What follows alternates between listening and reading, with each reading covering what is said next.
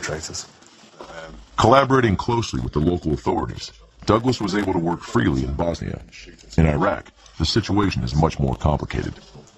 The problem that we see is that there are probably three quite different kinds of contamination in Iraq. You'll have the contamination from the tank ammunition that obviously children quite enjoy playing on, old war wreckage, and so that was one problem in itself. Then you have DU from aircraft strikes where you may end up with a lot of contamination in the soil.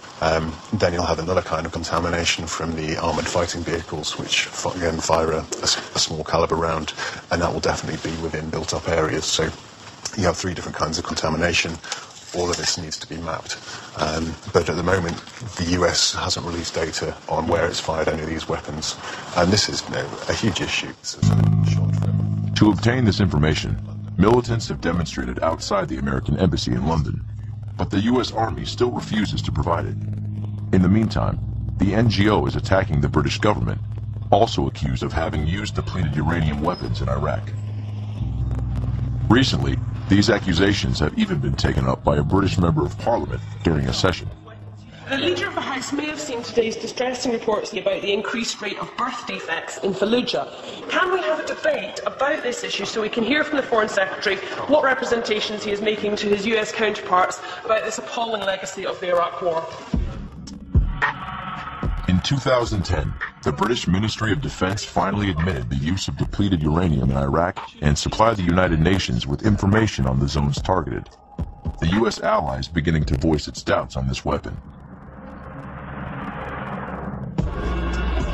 Only Belgium, Ireland, Costa Rica, and New Zealand have formally banned uranium in their arms.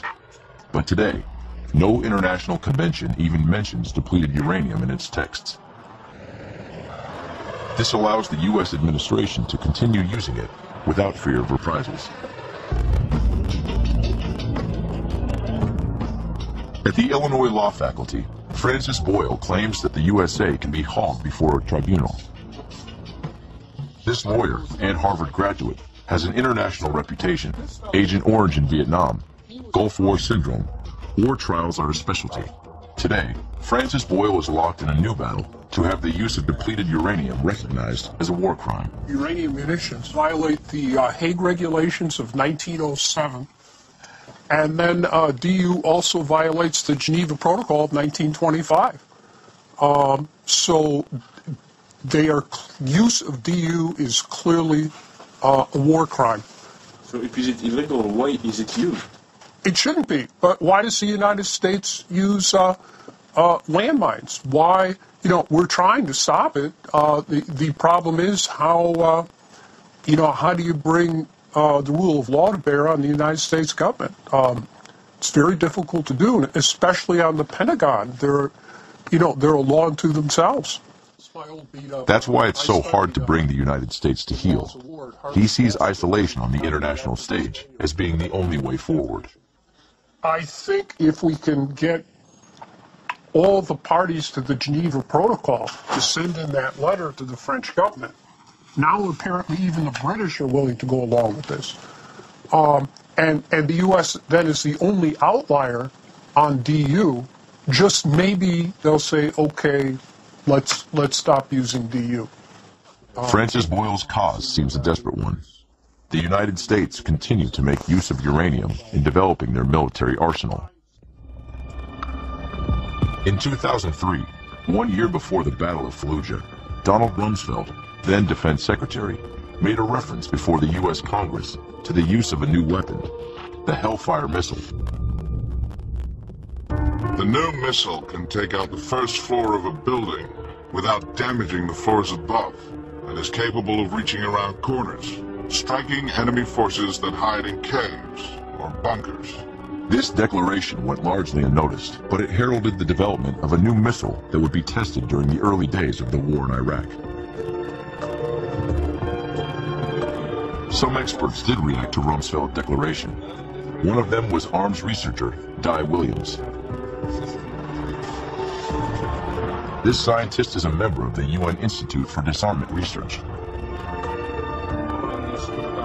He claims the Hellfire missile is a new generation bomb.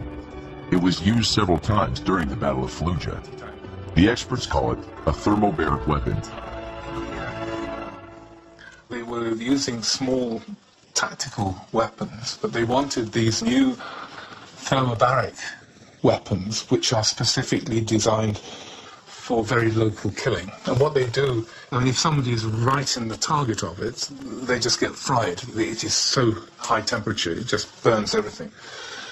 But also, if they are within maybe 50 meters, it will also kill them, because you get a bang, and it sucks all of the air out, and so you get a pressure wave which goes high pressure and very low pressure, and the air pressure goes down to maybe 10% of normal. And if you're in that area, your lungs collapse. You can't breathe. Di Williams has not only analyzed the photographs of the bombing in Iraq, but has also listed the new types of thermobaric bombs developed by the U.S. Army. Once again, they remain very discreet as to the use of uranium. We have 9 different new weapon systems, going from 100 kilos up to 2,000. And if you look in the report, all they say is dense metal, where it says dense metal warhead, dense metal ballast, high density payload. When you realize what they're using every word they can except in uranium. But they're saying this is a secret heavy metal, but they never say what. According to Di Williams, these thermobaric bombs were showered on the rebels who had taken refuge in houses in Fallujah.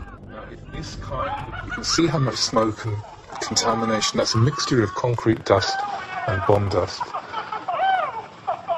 If that is using uranium, then you've got 500 kilos of uranium dust in that thing, or at least spread over that part of the town.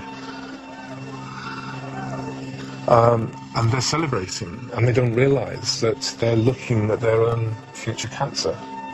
And it is just, it's so sad.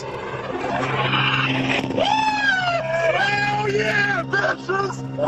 See you in fucking hell, dog. See you in fucking hell.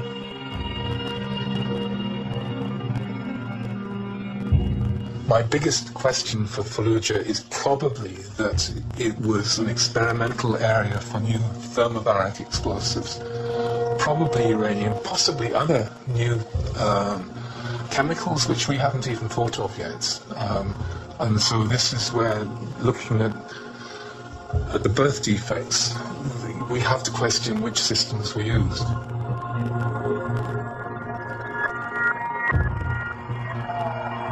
Was my parents' hometown of Fallujah used as a laboratory by the U.S. Army? How long will Iraqis have to suffer the consequences of the war?